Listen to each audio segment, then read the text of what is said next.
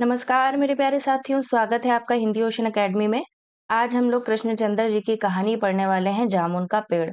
छोटी सी कहानी है और आपके ये नेट जेआरएफ के सिलेबस में लगी हुई है। असिस्टेंट प्रोफेसर एचपीएससी के सिलेबस में लगी हुई है। तो इस कहानी का जो मूल टेक्स्ट है वो भी पढ़ेंगे और साथ ही साथ जो इम्पोर्टेंट परीक्षा के दृष्टिकोण से तथ्य हैं उनको भी पढ़ेंगे। तो रचना का नाम है जामुन का पेड़ और ये कृष्णचंद्र जी हैं। इनका जन्म 1914 में हुआ था। और बाकी की जानकारी आगे स्लाइड में देखते हैं। कृष्णचंद्र जामुन का पेड़, इनकी रचना है। जन्म इनका 1914 पंजाब के वजीराबाद गांव में हुआ था। उर्दू कथाकार कृष्णचंद्र का प्रगतिशील लेखक संघ से गहरा संबंध है। तो ये प्रगतिशील लेखक संघ से जुड़े रहे हैं। कृष्णचंद्र ने उपन्यास, नाटक, रिपोर्टाज और लेख बहुत से लिखे हैं, लेकिन उनकी पहचान कहानीकार के रूप में अधिक होती है। जैसे होता है ना कि कुछ-कुछ कथाकार उपन्यासकार के रूप में माने जाते हैं या कथाकार के रूप में माने जाते हैं। तो ये कहानीकार के रूप में माने जाते हैं कृष्णचंद्र। महालक्ष्मी का पुल इनकी रचना है, बहुत इंपॉर्टेंट है। आईने के सामने आदि उनकी मशहूर कहानियां हैं।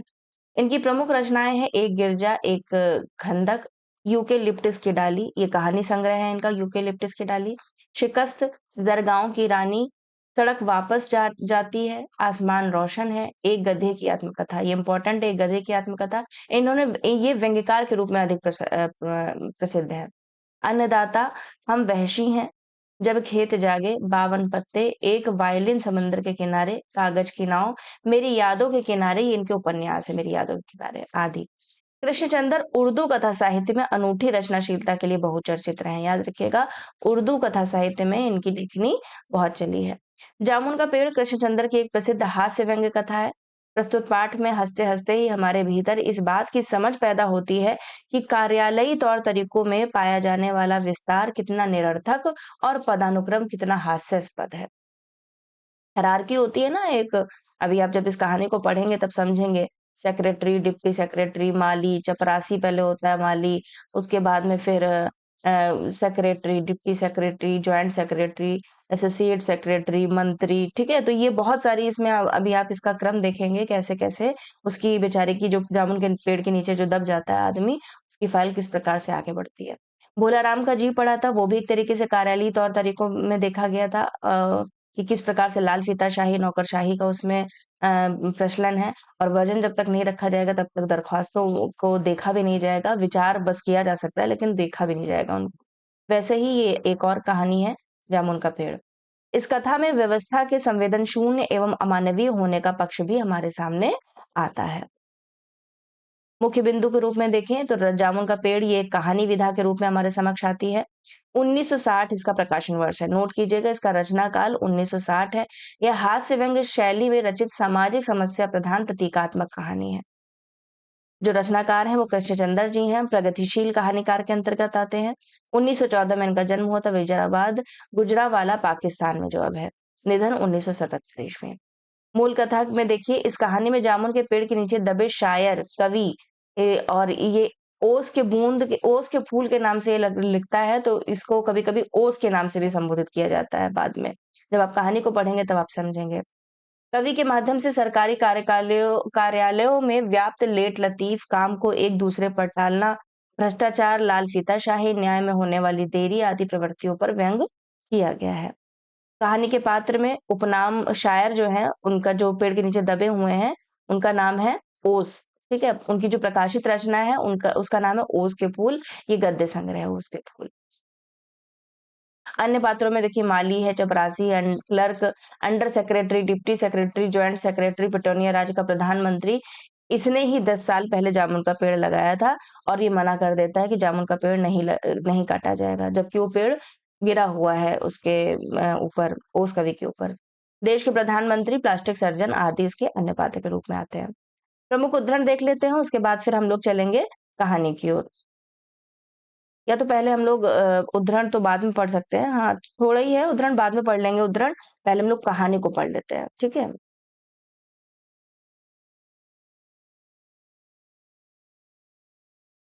चलिए, ये है कहानी। कृष्णचंद्र जी की कहानी है। ये तो हम लोगों ने पढ़ लिया, इनका जन्म कब हुआ, इनकी प्रमुख रचनाएँ जो हैं वो पढ़ ली। इनको सम्मान साहित्य अकादमी सहित बहुत से पुरस्कार मिले हैं। मृत्यु 1977 में हुई थी। ये सारी जानकारी हमने पहले ही आपको दे दी है। ठीक है, महालक्ष्मी का पुल, आईने के सामने, इनकी मशहूर कहानियाँ, ये याद रखिए, ये 2 कहानियाँ बहुत इम्पोर्टेंट है, आईने के सामने और महालक्ष्मी का पुल। चलिए, पढ़ना शुरू करते हैं, जामुन का पेड़। रात को बड़े जोर का झक्कड़ चला, झक्कड़ मतलब आंधी। सेक्रेटेरिएट के लॉन में जामुन का एक पेड़ गिर पड़ा। याद रखिएगा, छोटे-छोटे प्रश्न बनते हैं अब कि किसके लॉन में जामुन का पेड़ गिरा था? सेक्रेटेरिएट के लॉन में, ठीक है? सवेरे को जब माली ने देखा तो उसे पता चला कि पेड़ के नीचे एक आदमी दबा पड़ा है। माली दौड़ा-दौड़ा चपरासी के पास गया, चपरासी दौड़ा-दौड़ा क्लर्क के पास गया, क्लर्क दौड़ा-दौड़ा सुपरिटेंडेंट के पास गया, सुपरिटेंडेंट दौड़ा-दौड़ा बाहर लॉन में आया। ठीक है? तो ये पूरी हायरार्की अभी से ही बता दी कि पहले माली ने देखा, माली के बाद चपरासी ने देखा, चपरासी के बाद क्लर्क ने देखा, क्लर्क के बाद क्लर्क सुपरिटेंडेंट के पास गया, फिर सुपरिटेंडेंट जो था वो वहां का दौड़ा दौड़ा लॉन में आया। मिनटों में गिरे हुए पेड़ के नीचे दबे हुए आदमी के चारों ओर भीड़ इकट्ठी हो गई। ये देखिए, ये पेड़ है, यहाँ पे भीड़ इकट्ठी हो गई। बेचारा जामुन का पेड़ कितना फलदार था, एक क्लर्क बोला। ठीक है, तो बेचारा जामुन को पेड़ बोल रहा है कितना फलदार था, वो गिर गया, मतलब आदमी की चिंता नहीं है, पेड़ की चिंता है। क्लर्क बोला। और इसकी जामुनें कितनी रसीली होती थी, दूसरा क्लर्क याद करते हुए बोलता है। मैं फलों के मौसम में झोली भरकर ले जाता था, मेरे बच्चे इसकी जामुनें कितने खुशी से खाते थे। तीसरा क्लर्क लगभग रुआसा होकर बोला। मगर यह आदमी, माली ने दबे हुए आदमी की तरफ इशारा किया। हाँ, यह आदमी, सुपरिटेंडेंट सोच में पड़ गया। पता नहीं जिंदा है कि मर गया, एक चपरासी ने पूछा। मर गया होगा, इतना भारी पेड़ जिसकी पीठ पर गिरे वह बच कैसे सकता है, दूसरा चपरासी बोला। नहीं, मैं जिंदा हूँ, दबे हुए आदमी ने बड़ी कठिनता से कराहते हुए कहा। जिंदा है, एक क्लर्क ने ताज्जुब से कहा। जिंदा है, बहुत ताज्जुब से कहा। पेड़ को हटाकर इसे जल्दी से निकाल लेना चाहिए, माली का सुझाव, मतलब माली पूरा उसके तरफ वफादार है कि इसको जल्दी से निकालो। मुश्किल मालूम होता है, एक सुस्त कामचोर और मोटा चपरासी बोला। पेड़ का तना बहुत भारी और वजनी है। क्या मुश्किल है, माली बोला। अगर सुपरिटेंडेंट साहब हुक्म दे तो अभी 15-20 माली, चपरासी और क्लर्क लगाकर पेड़ के नीचे से दबे हुए आदमी को निकाला जा सकता है। तो ये कौन कह रहा है? माली बोल रहा है कि अगर सुपरिटेंडेंट हमको इजाजत दे दे तो हम लोग मिल के सब निकाल लें। माली ठीक कहता है। बहुत से क्लर्क एक साथ बोल पड़े, लगाओ जोर, हम तैयार हैं। तो जितने भी क्लर्क है वो तैयार हो जाते हैं और माली कहता है कि जितने भी लोग हैं सब लोग मिल करके इस पेड़ को आराम से हटा सकते हैं। एक साथ बहुत से लोग पेड़ को उठाने को तैयार हो गए। ठहरो, सुपरिटेंडेंट बोला। मैं अंडर सेक्रेटरी से पूछ लूं। तो अब यहाँ से हायरार्की शुरू हो जाती है, मतलब सुपरिटेंडेंट अब अंडर सेक्रेटरी के पास जाएगा और इसको ना अपने नोट्स में लिखते जाइएगा। सबसे पहले माली माली ने देखा, फिर माली के बाद चपरासी ने देखा, चपरासी फिर सुपरिटेंडेंट के पास गया। अब सुपरिटेंडेंट कहाँ जाने की बात कर रहा है? अंडर सेक्रेटरी के पास। ठीक है, तो ये पूरा क्रम पूछा जा सकता है आने वाली परीक्षा में कि पहले किसने देखा, फिर बाद में हायरार्की किस प्रकार से आई। सुपरिटेंडेंट अंडर सेक्रेटरी के पास गया, अंडर सेक्रेटरी डिप्टी सेक्रेटरी के पास गया। ठीक है, तो ये भी नोट कीजिएगा, अंडर के बाद कौन गया? अंडर सेक्रेटरी के बाद गए डिप्टी सेक्रेटरी के पास। ठीक है, डिप्टी सेक्रेटरी। फिर डिप्टी सेक्रेटरी ज्वाइंट सेक्रेटरी के पास गया, ज्वाइंट सेक्रेटरी के पास गया। ज्वाइंट सेक्रेटरी चीफ सेक्रेटरी के पास गया। ठीक है, तो चीफ सेक्रेटरी के पास गया। फिर चीफ सेक्रेटरी जो था वो मिनिस्टर के पास गया, मिनिस्टर ने चीफ सेक्रेटरी से कुछ कहा। फिर चीफ सेक्रेटरी ने ज्वाइंट सेक्रेटरी से कुछ कहा, ज्वाइंट सेक्रेटरी ने डिप्टी सेक्रेटरी से कुछ कहा, फिर डिप्टी सेक्रेटरी ने अंडर सेक्रेटरी से कहा। फाइल ऐसे ही चलती रही और लगभग लगभग आधा दिन बीत गया यही करते करते। दोपहर के खाने पर दबे हुए आदमी के चारों ओर बहुत सी भीड़ हो गई थी। लोग तरह तरह की बातें कर रहे थे। कुछ मनचले क्लर्कों ने समस्या को खुद ही सुलझाना चाहा, तो जो कुछ क्लर्क नीचे तबके के जो लोग थे, जो क्लर्क लोग थे, वो कह रहे थे कि हम ही लोग को अगर सुपरिटेंडेंट इजाजत दे देते तो इसको हम कब का निकाल लिए होते।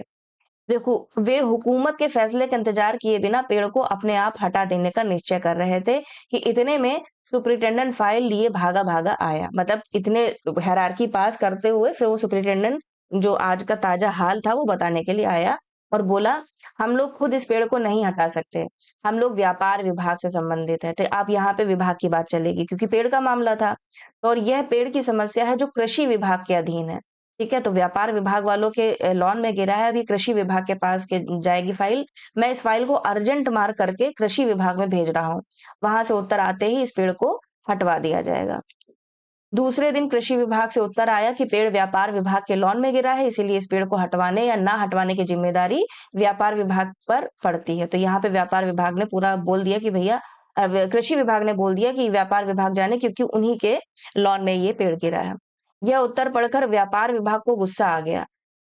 उन्होंने फौरन लिखा कि पेड़ों को हटवाने या ना हटवाने की जिम्मेदारी कृषि विभाग पर लागू होती है। व्यापार विभाग का इससे कोई संबंध नहीं। अब ये जो व्यापार विभाग वाले हैं और जो कृषि विभाग वाले हैं, दोनों आपस में फाइलों की माध्यम से लड़ाई चल रही है। दूसरे दिन फाइल चलती रही और आदमी भी वहीं पे दबा पड़ा है। शाम को जवाब आ गया, हम इस मामले को हॉर्टिकल्चर डिपार्टमेंट के हवाले कर रहे हैं। अब हॉर्टिकल्चर का मतलब समझते हैं? जो फलों का और फूलों का जो उद्यान करता है, उसको हॉर्टिकल्चर कहते हैं। तो यहाँ पर दूसरे दिन जब फाइल चलती है तो यही डिस्कशन होता है, फिर व्यापार विभाग वाले सोचते हैं कि हॉर्टिकल्चर डिपार्टमेंट के हवाले करते हैं। क्योंकि यह एक फलदार पेड़ का मामला है और एग्रीकल्चर डिपार्टमेंट अनाज और खेती-बाड़ी के मामलों में फैसला करने का हकदार है। तो जो एग्रीकल्चर है डिपार्टमेंट, वो केवल खेती-बाड़ी और अनाज से संबंधित है, फलों से संबंधित नहीं है। जामुन का पेड़ चूंकि एक फलदार पेड़ है, इसीलिए यह पेड़ हॉर्टिकल्चर डिपार्टमेंट के अंतर्गत आता है। ठीक है, तो ये भी आप नोट कीजिएगा। जैसे आप लोगों ने पूरा हायरार्की देखी थी, वैसे ही ये जो विभाग वाले, पहले व्यापार विभाग आया, ठीक है? उसके बाद में कौन-सा आया? उसके बाद में कृषि, उसके बाद में हॉर्टिकल्चर, ठीक है? तो ये आप नोट करते जाइएगा, नंबर 1, नंबर 2, नंबर 3। रात को माली ने दबे हुए आदमी को दाल-भात खिलाया, पूछा जा सकता है प्रश्न में। जबकि उसके चारों तरफ पुलिस का पहरा था कि कहीं लोग कानून को अपने हाथ में लेकर पेड़ को खुद से हटाने की कोशिश ना करें। मगर एक पुलिस कांस्टेबल को दया आ गई और उसने माली को दबे हुए आदमी को खाना खिलाने की इजाजत दे दी। माली ने दबे हुए आदमी से कहा, तुम्हारी फाइल चल रही है, उम्मीद है कि कल फैसला हो जाएगा। दबा हुआ आदमी कुछ नहीं बोला। माली ने पेड़ के तने को ध्यान से देखकर कहा, अच्छा हुआ कि तना तुम्हारे कूल्हे पर गिरा, अगर कमर पर गिरता तो रीढ़ की हड्डी टूट जाती। कौन कहता है ये? माली कहता है। दबा हुआ आदमी फिर से कुछ नहीं बोला। माली ने फिर कहा, तुम्हारे यहाँ कोई वारिस है तो मुझे उसका अता-पता बताओ, मैं उन्हें खबर देने की कोशिश करूँगा। तो जो दबा होता है पेड़ के नीचे, वो कहता है, मैं लावारिस हूँ। दबे हुए आदमी ने बड़ी मुश्किल से कहा। माली खेद प्रकट करता हुआ वहां से हट गया। तीसरे दिन हॉर्टिकल्चर डिपार्टमेंट से जवाब आया। अब देखिए, पहला दिन बीत गया, दूसरा दिन बीत गया, अब तीसरे दिन हॉर्टिकल्चर डिपार्टमेंट से जवाब आ गया। बड़ा कड़ा जवाब था और व्यंग्यपूर्ण जवाब था। कहते हैं, हॉर्टिकल्चर डिपार्टमेंट का सेक्रेटरी साहित्य प्रेमी था।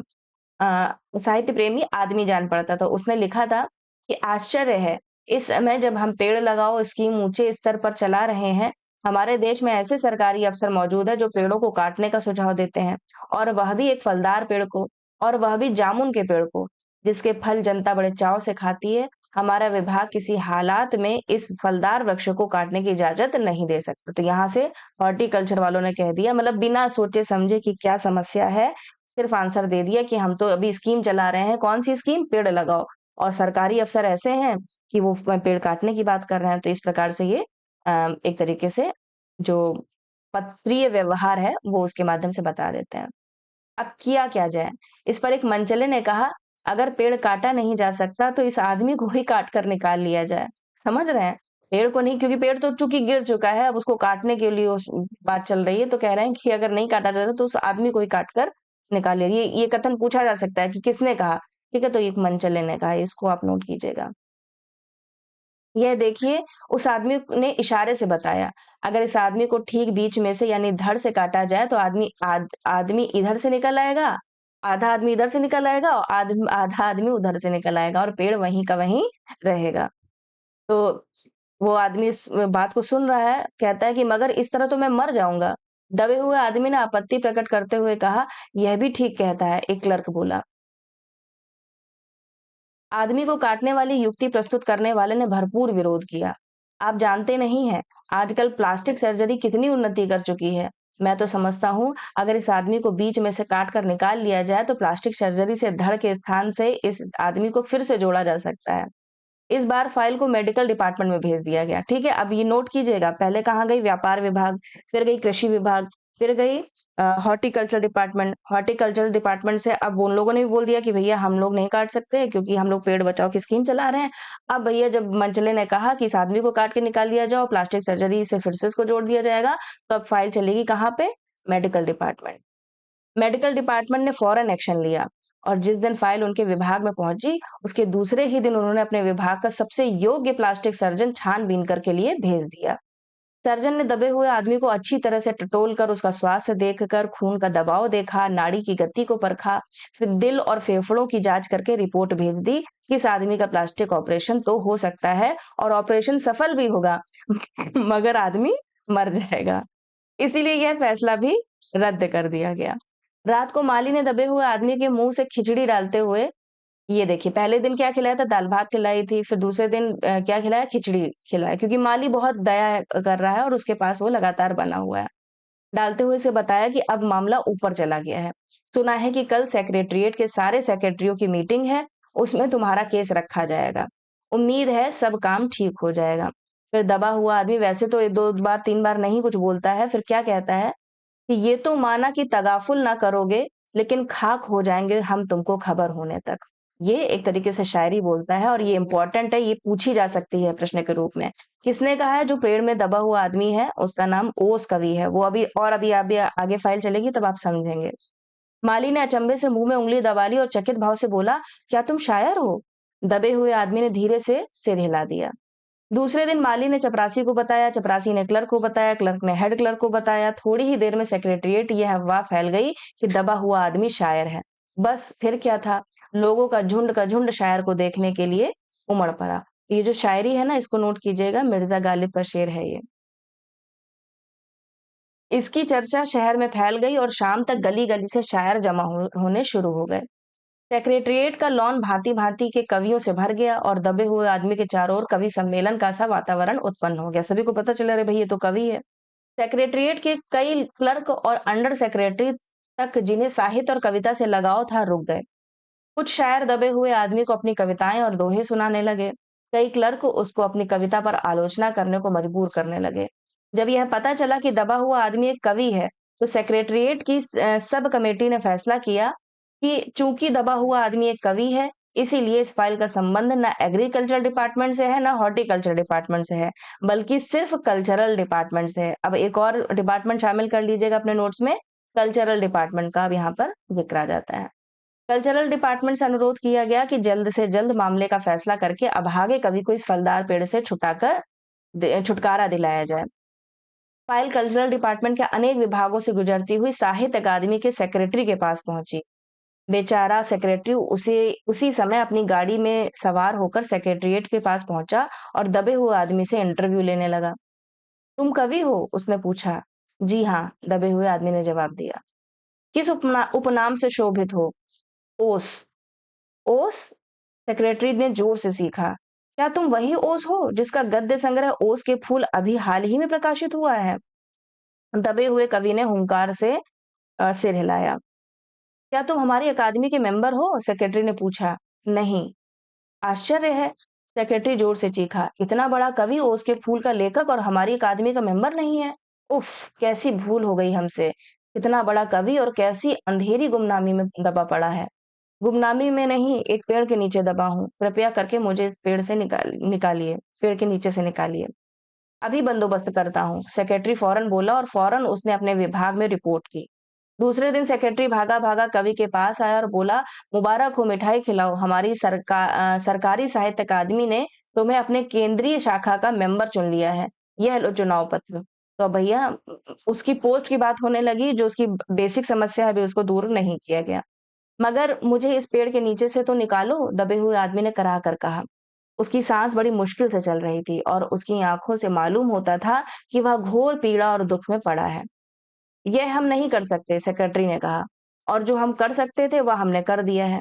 बल्कि हम तो यहाँ तक कर सकते हैं कि अगर तुम मर जाओ तो तुम्हारी बीवी को वजीफ़ा दे सकते हैं। अगर तुम दरख्वास्त दो तो हम वह भी कर सकते हैं।" "मैं अभी जीवित हूँ," कवि ने रुक-रुक कर बोला, "मुझे ज़िंदा रखो।" "मुसीबत यह है," सरकारी साहित्य अकादमी का सेक्रेटरी हाथ मलते हुए बोला, "हमारा विभाग सिर्फ कल्चर से संबंधित है। पेड़ काटने का मामला कलम दवात से नहीं, आरी कुल्हाड़ी से संबंधित है। उसके लिए हमने फॉरेस्ट डिपार्टमेंट को लिख दिया है और अर्जेंट लिखा है।" ठीक है, तो अब कौन-सा डिपार्टमेंट आ गया? Forest department. ये लाल फीताशाही चल रही है, ठीक है? लाल फीताशाही का मतलब आप समझते होंगे, राजनीति विज्ञान अगर आपने पढ़ी होगी तो।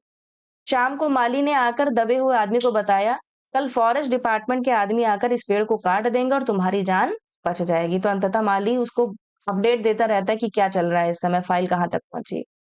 माली बहुत खुश था, दबे हुए आदमी का स्वास्थ्य जवाब दे रहा था, मगर वह किसी न किसी तरह अपने जीवन के लिए लड़े जा रहा था।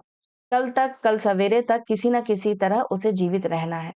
दूसरे दिन जब फॉरेस्ट डिपार्टमेंट के आदमी आरी कुल्हाड़ी लेकर पहुंचे, तो उनको पेड़ काटने से रोक दिया गया। क्यों रोक दिया गया? मालूम हुआ कि विदेश विभाग से हुक्म आया है। अब देखिए कौन सा विभाग यहाँ पर शामिल हो रहा है? विदेश विभाग। कि इस पेड़ को ना काटा जाए। कारण यह था कि इस पेड़ को 10 साल पहले, कितने साल पहले लगाया गया था? ये पूछा जा सकता है वन लाइनर में। 10 साल पहले। 10 साल पहले पिटौनिया राज्य के प्रधानमंत्री ने सेक्रेटेरिएट के लॉन में लगाया था। अब अगर यह पेड़ काटा गया तो इस बात का काफ़ी अंदेशा था कि पिटौनिया सरकार से हमारे संबंध सदा के लिए बिगड़ जाएँगे। तो अब ये विदेश मंत्रालय से ऐसा आ गया कि भैया 10 साल पहले पिटौनिया किसी प्रधानमंत्री ने लगाया था सेक्रेटेरिएट के लॉन में, अगर काट दोगे तो भैया जो संबंध चल रहे हैं, जो आदान-प्रदान चल रहा है, व्यापारिक रूप से जो समझौता चल रहा है, वो बिगड़ सकता है। मगर एक आदमी की जान का सवाल है, एक क्लर्क ने चिल्लाया। दूसरी ओर 2 राज्यों के संबंधों का सवाल है, दूसरे क्लर्क ने पहले क्लर्क को समझाया। और यह भी तो समझो कि पिटौनिया सरकार हमारे राज्य को कितनी सहायता देती है। क्या हम उनकी मित्रता की खातिर एक आदमी की जीवन का भी बलिदान नहीं कर सकते? तो यहाँ पर 2 क्लर्क एक दूसरे को समझाते हुए कह रहे हैं कि यहाँ 2 राज्यों का मामला है, यहाँ पे तो सिर्फ एक ही आदमी है। कवि को मर जाना चाहिए निस्संदेह। अंडर सेक्रेटरी ने सुपरिटेंडेंट को बताया, आज सवेरे प्रधानमंत्री दौरे से वापस आ गए हैं। आज 4 बजे विदेश विभाग इस पेड़ की फाइल उनके सामने पेश करेगा। जो वे फैसला देंगे वही सबको स्वीकार होगा। तो भई जो प्रधानमंत्री हैं वो कहीं विदेश यात्रा में गए तो वो वापस आते हैं तो बताते हैं जब विदेश विभाग की फाइल उनके सामने पेश करेंगे, एकदम सीनियर मोस्ट सीनियर जो सभी नियम कानून लागू कर देते हैं, फिर कोई भी हायरार्की की ज़रूरत नहीं पड़ती, तब मामला निपट जाएगा। शाम के 5 बजे स्वयं सुपरिटेंडेंट कवि की फाइल लेकर उसके पास आया। सुनते हो? आते ही वह खुशी से फाइल को हिलाते हुए चिल्लाया, प्रधानमंत्री ने इस पेड़ को काटने का हुक्म दे दिया है और इस घटना की सारी अंतर्राष्ट्रीय जिम्मेदारी अपने सिर ले ली है। कल यह पेड़ काट दिया जाएगा और तुम इस संकट से छुटकारा हासिल कर लोगे। सुनते हो? आज तुम्हारी फाइल पूर्ण हो गई। ये माली बता रहा है, खुशी से बता रहा है कि प्रधानमंत्री ने स्वीकार कर दिया। मगर कवि का हाथ ठंडा था, आंखों की पुतलियां निर्जीव और चींटियों की एक लंबी पात उसके मुंह में जा रही थी। उसके जीवन की फाइल भी पूर्ण हो चुकी थी। तो यहाँ पर कवि अंततः मर जाता है। तो ये एक व्यंग्य था, एक करारा व्यंग्य था उस लाल फीताशाही पर, जो फाइल चलती रहती है और उसका अंत नहीं आता। जीवन की फाइल पूर्ण हो जाती है, लेकिन जो वैसी फाइल है जो ऑफिशियल कह सकते हैं, जो कार्यालयीय पत्रीय व्यवहार है, वो आदान-प्रदान होता रहता है। ठीक है, कैसी लगी कहानी आप बताइएगा और जो कथन इसमें मैंने आपको बताए थे ना, ये महत्वपूर्ण उद्धरण, ये तो पूरी हम लोगों ने कहानी ही पढ़ ली है, तो इस कहानी में जो मुख्य उद्धरण है, आप इसको पढ़ लीजिएगा। और बाकी जो मैंने आपको शॉर्ट नोट्स बताए हैं उस वाली जो मूल टेक्स्ट में, उसको भी आप पढ़ लीजिएगा और अपने नोट्स को बना लीजिएगा, जिन बच्चों ने बुक नहीं ली है। और मैं तो कहूँगी बुक ले लीजिए, आपको कुछ भी करने की ज़रूरत नहीं है, सिर्फ आप लोग पढ़िए, उसका बढ़िया सा अध्ययन, मनन, चिंतन कीजिए और आपका 100% आपका एग्ज़ाम क्लियर होगा।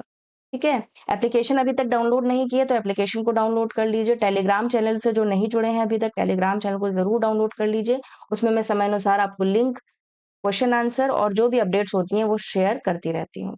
मिलते हैं अगले वीडियो के साथ में, तब तक सभी का आभार एवं धन्यवाद।